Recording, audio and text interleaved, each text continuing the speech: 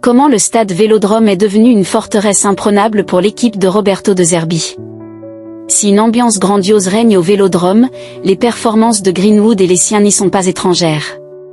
Depuis qu'ils ont soigné leur syndrome Vélodrome, en fin d'année 2024, les Olympiens sont devenus irrésistibles sur leur terre. Un stade où les visiteurs, hormis les braqueurs de Lens, se font rosser un week-end sur deux. Spectaculaire guérison. Inerte sur son brancard, les signes vitaux au plus bas, l'OM était malade.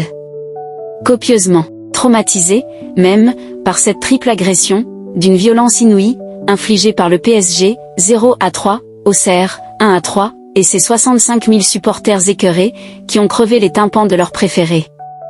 Au cœur de l'automne 2024, Roberto De Zerbi et sa bande allaient succomber au syndrome Vélodrome. Un crève-cœur pour le technicien italien dont le souhait le plus cher, en signant au pied de la bonne mère, était de triompher dans cette royale atmosphère. Aguerd, Aurilet, Hojbjerg, Pavard, comment De Zerbi veille sur ses troupes pendant la trêve internationale. À domicile, Léo Balerdi et sa bande venaient de toucher le fond. Mais, plutôt que creuser au-delà des limites propres aux clubs dits normaux, l'OM a soudain sorti la tête de l'eau.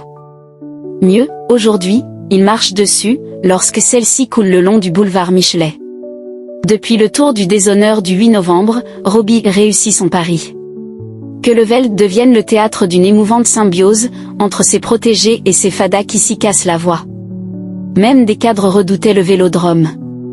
Après avoir hanté les Olympiens, le stade Vélodrome effraie enfin les bonnes personnes, ceux qui s'y rendent une fois par saison.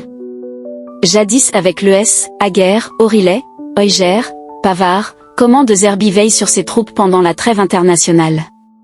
À domicile, Léo Balerdi et sa bande venaient de toucher le fond. Mais, plutôt que creuser au-delà des limites propres aux clubs dits normaux, l'OM a soudain sorti la tête de l'eau. Mieux, aujourd'hui, il marche dessus, lorsque celle-ci coule le long du boulevard Michelet. Depuis le tour du déshonneur du 8 novembre, Robbie réussit son pari. Que le Veld devienne le théâtre d'une émouvante symbiose, entre ses protégés et ses fadas qui s'y cassent la voix. Même des cadres redoutaient le Vélodrome. Après avoir hanté les Olympiens, le stade Vélodrome effraie enfin les bonnes personnes. Ceux qui s'y rendent une fois par saison. Jadis avec l'ES.